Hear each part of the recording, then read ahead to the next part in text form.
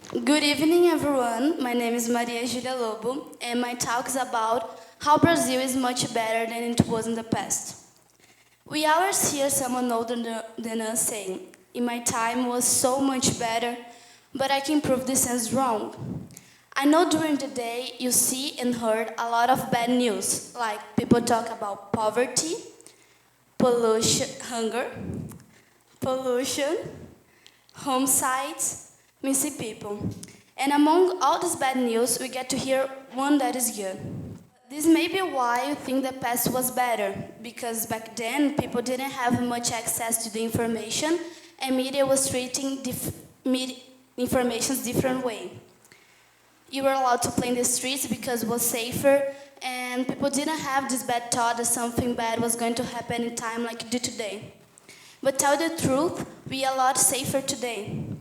The rate of homicide in 1999 was 64.3 per 100,000 persons. And in 2050, this number had decreased 84% and turning to 80.73. Think about literacy. In the 50s, the illiteracy rate was 50%. And nowadays is 6.8%, a great improvement. About health and children's rights, the child mortality rate in 1941 in the north of Brazil was 264.3 per 1,000 born alive. And in 2010, this number changed to 33.2. In this situation can induce that we have a great improvement in the medical area and the access to it. We can see another example that is the child and adolescent rights. It was common to the children go to work in the past, and nowadays we have some laws that give more rights to them.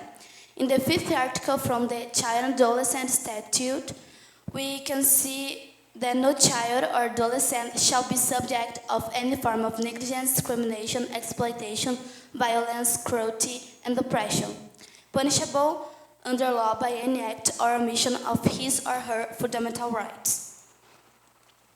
We have now freedom of speech and freedom to express ourselves, and more easily with the internet, that bring to us an international connection, that open our minds to different cultures, lives, and nationalities. With this presentation, my point was to show how improved, but all this improvement doesn't mean we're already there. We have, in the international ADI, Brazil is the 85th place. Not very good, right? We can't regress by stopping master's degree students from receiving scholarships, for example. We have, for example, the UNESCO 2030 Agenda, that has goals like to live in a better society and place. In this agenda, there is gender equality, decent work and economic growth, no poverty, zero hunger, peace and justice, clean energy, quality education, etc. Things that here in Brazil still create problems. We need to improve more and more because our society is dynamic and fast. In our education era, medical era, public service era, and never stop evolving. All this data that I show are true, but look at the numbers, they aren't perfect. We need to load them to zero.